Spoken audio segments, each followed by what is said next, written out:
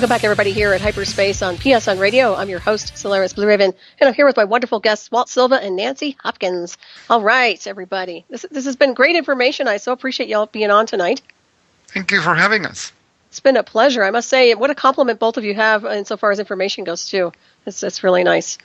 So, I was going to ask you real quick about the animals. I know that you've used shungite with animals. Yeah. Are you there? I've used on mine, and Nancy uses on hers. Okay, and what are the benefits for an animal? Do you put it in their water? Can you drop the shungite in the water for the animals, or how does that work? I know you have the little pendants they can wear. Well, what happened was that when my friend Lee Brown came here and gave me the shungite, my dog Josie, who was very old, was probably 48 hours from dying, and I said, well, what she had done is she had turned on her Wi-Fi system, and I said, I'm sorry, I can't handle the energies. And she put a shungite ring over the antenna, and it immediately shifted. And that's when I went like, okay, you got my attention. And I went online, and I heard about all the other things it could do. I said, we got nothing to lose. And she had these pendants that were, just cut to fit into the silver and, cut pieces. And I put one on the dog, and she was so good within 24 hours, I forgot to give her medication. All of a sudden, I went, oh my God, I didn't give her medication. And she lasted another 6 months in good health. I mean, she left because she needed to leave. It's a long story, but, and so we started to give it to any pet. I mean, our basic philosophy was if a pet needs it, we'd give it to them. And so it started out with, pets that were really having trouble wearing the pendants, but also the water. The water is critical. You just put 3 nuggets of shungite in a water bowl, and you've changed the water. Mm-hmm. Yeah, I think that's critical, because they also get implanted with their little chips, and I'm wondering if that also disturbs their electromagnetic field. Wouldn't a lot of surprise animals. Me.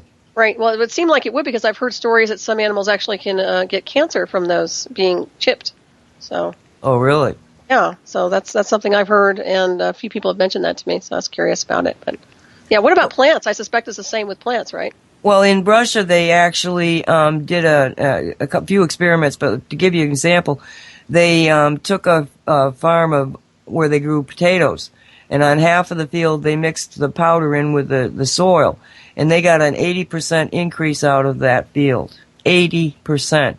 And then they started using shungite powder in animal feed, and they found out that the animals were living healthier and much longer. As a matter of fact, one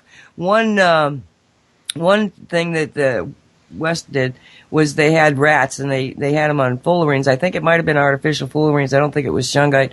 And they had to they actually euthanized the last rat because it had lived 4 times as long as a rat should, and it still looked like it was going, and they wanted to finish their experiment. Mm-hmm. Wow. So, yeah. That's pretty wild. Do you have anything to add there, Walt? No, I agree with everything Nancy says. At my home, I have the shungite nuggets in the water dispenser, and some of the cats have the little collar with the shungite on it. I say some of them because some of them don't want to wear collars no matter what you do. So that's my cat. Yep. Well, we do have these collars that have been crocheted, and the cats love them. That's a better type of collar. Yeah, it's like a little blanket around them. Newbie, when I tried to put collars on him, my cat, he went absolutely freaky and would get them off within seconds. But he lost one of his, but it could have gotten hung up on something. But we make them with breakaways so that if they do, they're going to just, come detached anyway. But that's the only thing that I know that all of the cats that we know of that have used these have not thrown them off. That's excellent. Yeah, it seems it's more like fur to them. I think it is. It sounds like it. More comfortable for sure. And I know we're getting ready. Well, we're going to wrap this up pretty soon, but I wanted to touch on what we were talking about the other night on your show, insofar as the AI intelligence goes. And I was wondering if, Walt, you can elaborate a little bit on what you see with this AI intelligence and the connection it has to the etheric. I think that's a fascinating topic, and I don't know how far we can go into it, but I'd like to kind of touch on it. Well, on Are you talking about like the questions I doused for you? Well, I was talking about what we were communicating on the show when you were talking about the AI intelligence existing in this, coming from another universe. And oh yeah. Corey Good is the one who elaborates on that. For those that want to read more on the subject, go to his website, which is the Sphere. Hold on a second, I'll give you his website, which is much better. Okay. Here we go. So you can share this with people on the chat. Excellent. And he's got several chapters, I think it's 2 or 3 chapters, where he speaks at length about this AI. And there is homemade AI scientists that are working here on Earth, and they're trying to develop, artificial intelligence.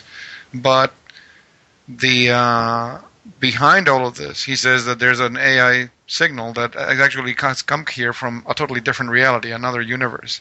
And since it's not natural, it cannot evolve upward through the dimensions. Therefore, all it can do is expand. So this is what it seeks to do. It affects people's thinking because it's looking for civilizations that will develop android bodies that it can occupy. And then once it occupies, once it has physical expression to interact with the physical dimension, then it eliminates the organics that have done it. Pretty neat, huh? Well, it does sound like, I think we touched on too, it kind of sounds like the Borg, but it also sounds like transhumanism to some degree. Correct. And Simon Parkes speaks at length of this. Mm-hmm. And he goes so far as to say, for all those people out there who have heard about the Archons, he claims that the Archon agenda is exactly that.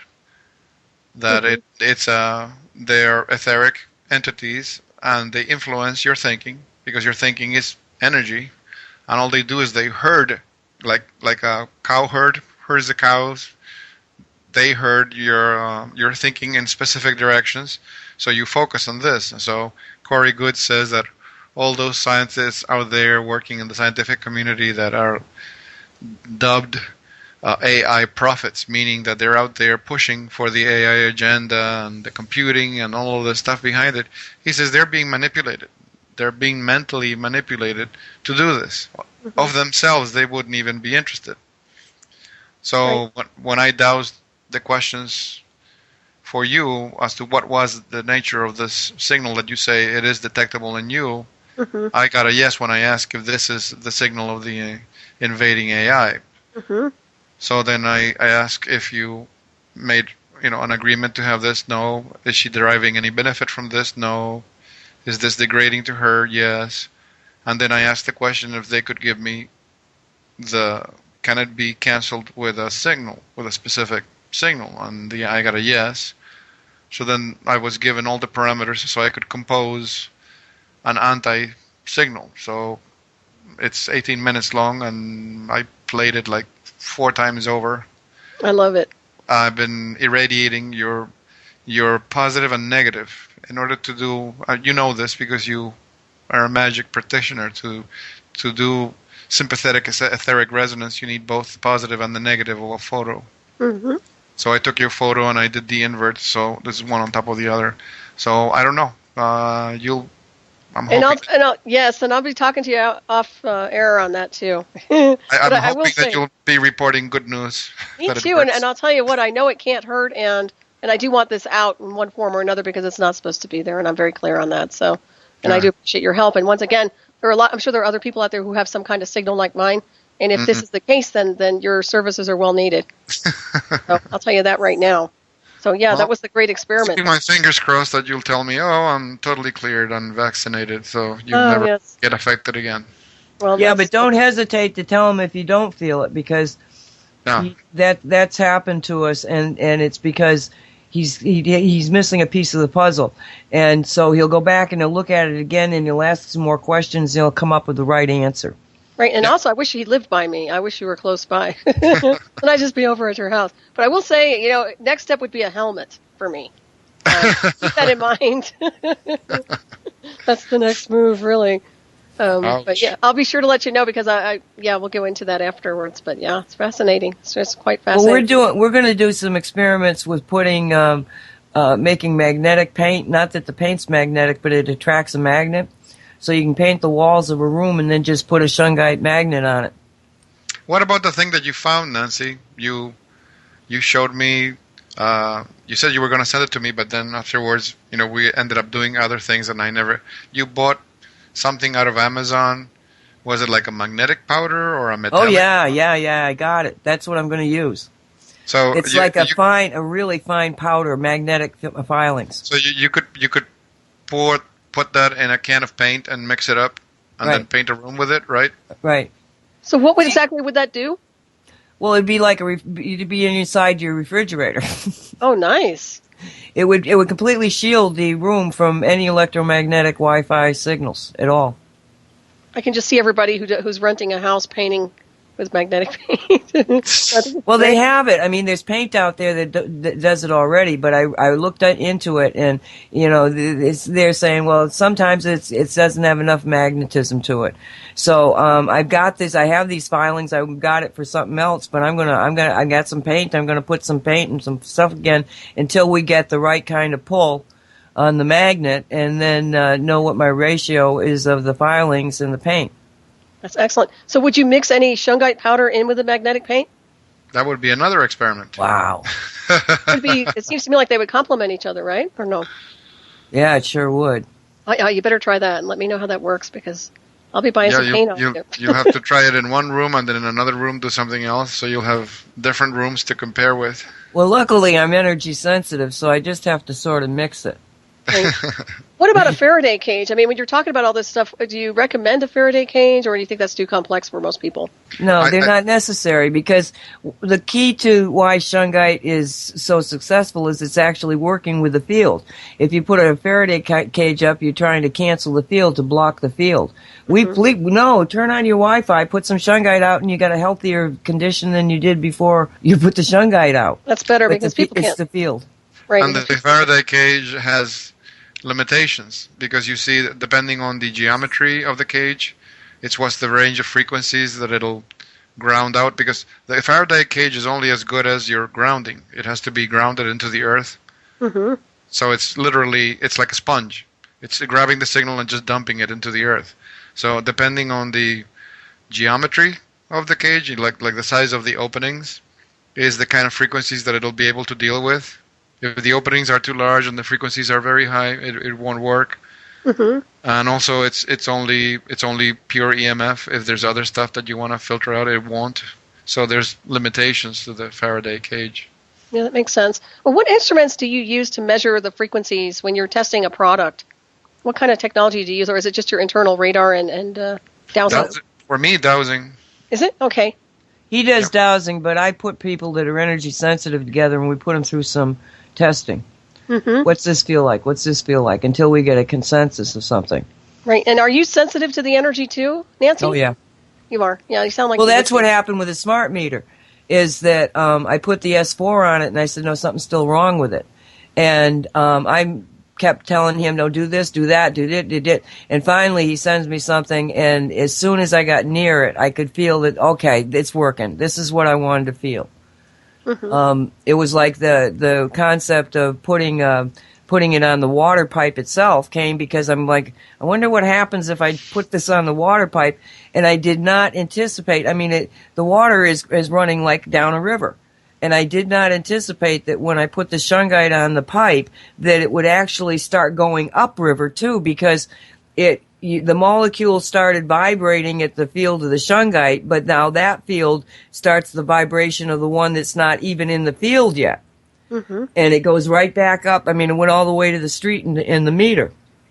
Awesome. And, so having the ability, I'm not energy sensitive like other people in that it affects me. I can just feel it. I can see it, actually. That's excellent. And what about putting magnets on a microwave? Microwave has magnets inside. The magnetron in the microwave is actually a sandwich, and it has fins inside, and the signal bounces between the two things, and that's how you generate the microwaves. It's called it's a special component. It's called the magnetron.